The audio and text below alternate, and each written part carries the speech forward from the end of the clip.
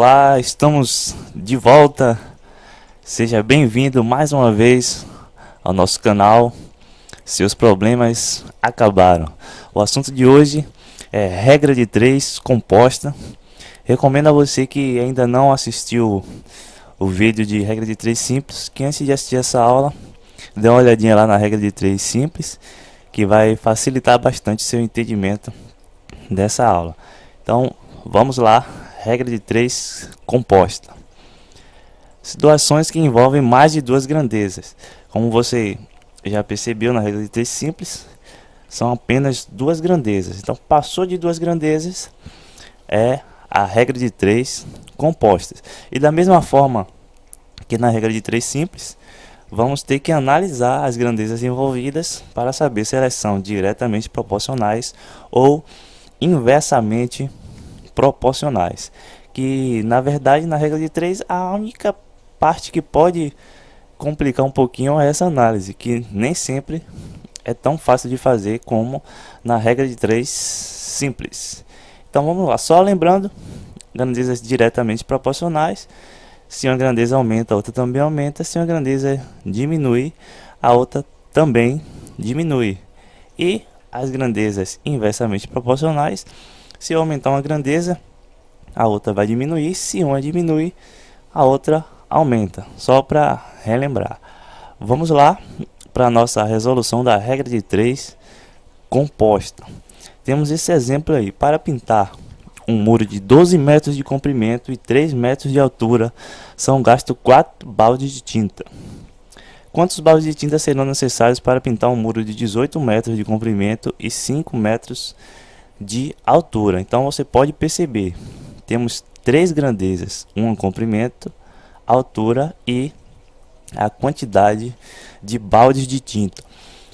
Passou de duas grandezas, regra de 3 composta. Como a gente vai resolver isso?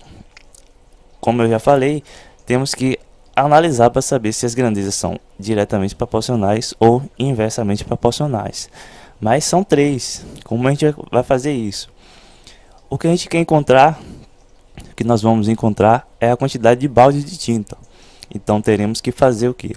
Analisar a quantidade de baldes de tinta com o comprimento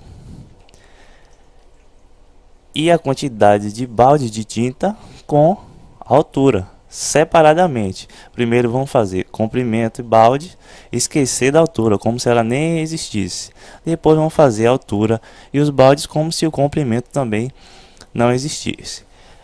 Vamos lá, comprimento, aumentei meu comprimento. Eu tinha 12 metros de comprimento, gastei 4 baldes. Se eu tenho 18 metros de comprimento, quantos baldes eu vou utilizar? Aumentei o comprimento, vou também aumentar a quantidade de baldes. Ok? Então, vamos aumentar uma grandeza, a outra também vai aumentar. Logo, são grandezas diretamente proporcionais. Isso, o comprimento e os baldes de tinta. Se formos analisar a altura, aumentando a altura, vamos também aumentar a quantidade de baldes. Então, também estaremos trabalhando com grandezas diretamente proporcionais. De posse desse fato, desse conhecimento, podemos partir para a resolução. A gente vai montar da seguinte forma. O que a gente quer encontrar é a quantidade de baldes. Então vai ficar 4 sobre x, que é a quantidade de baldes, igual às outras duas grandezas que restaram, multiplicadas. Ou seja, 12 sobre 18, que foi a razão ali do comprimento, e 3 sobre 5, que foi a razão da altura. Vai ficar dessa forma, 4 sobre x igual a 12 sobre 18 vezes 3 sobre 5. 4 sobre x porque é a quantidade de baldes que eu quero encontrar, que eu ainda não sei, igual às outras duas grandezas que sobrarem multiplicadas. Vou multiplicar o 12 vezes 3, 18 vezes 5. Vai ficar da seguinte forma, 4 sobre x igual a 36 sobre 90. Agora eu vou fazer da mesma forma que a gente faz lá na regra de 3 simples, que é uma proporção aqui. Vamos multiplicar os meios pelos extremos. 4 vezes 90, 36 vezes x vai ficar 36x igual a 360. Resolvendo, 360 dividido por 36, x igual a 10. Se gastamos para pintar 12 metros de comprimento por 3 de altura, gastamos 4 baldes.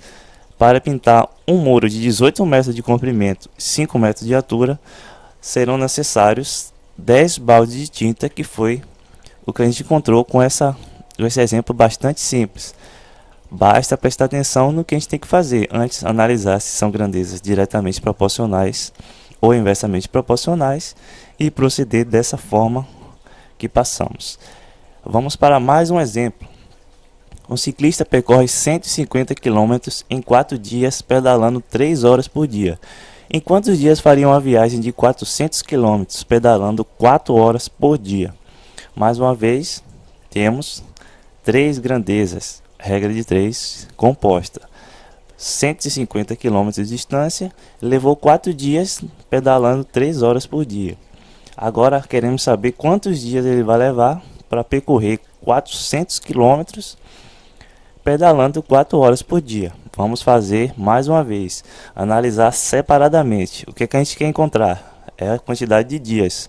Então vamos analisar a quantidade de dias com relação à distância e quantidade de dias com relação às horas por dia que ele vai pedalar. Isso separadamente. Vou ver a distância e os dias, esqueço das horas por dia, como se ela não existisse. Depois vou analisar horas por dia e dias como se a distância nem existisse. Separadamente, esqueço de uma e faço com as outras duas dessa forma aí. Então, 150 km de distância ele fez em 4 dias. Se ele vai aumentar essa distância para 400, logo vai aumentar também o número de dias que ele vai ficar pedalando. Logo, estamos trabalhando com grandezas diretamente proporcionais. Se eu aumento uma, a outra aumenta. Se eu diminuo uma, a outra diminui. E agora, horas por dias e dias. Olhe bem, temos 3 horas por dia. Ele pedala 3 horas por dia e chega a uma determinada distância em 4 dias.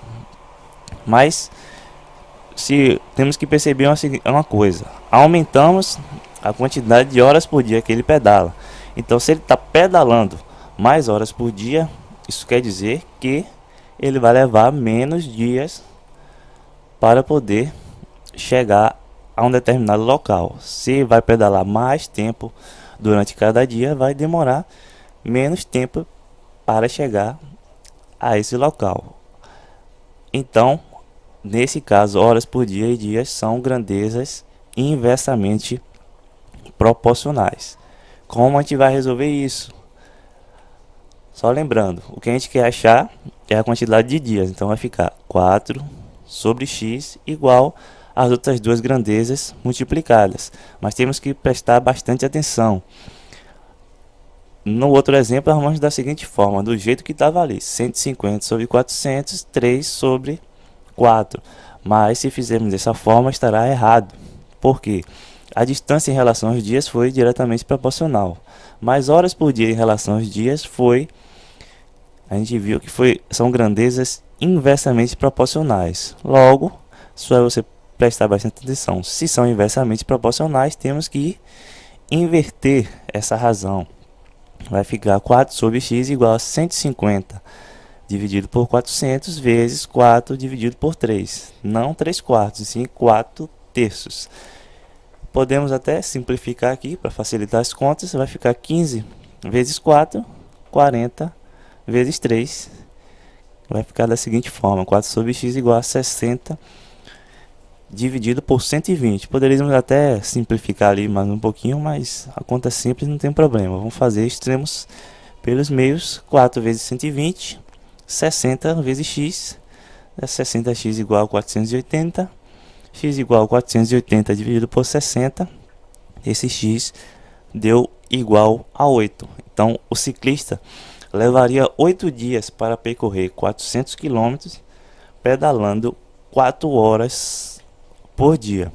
Só A única diferença em relação ao exemplo anterior foi que uma das grandezas analisadas, na verdade, analisando dias e horas por dia, vimos que são grandezas inversamente proporcionais. Logo, invertemos essa grandeza.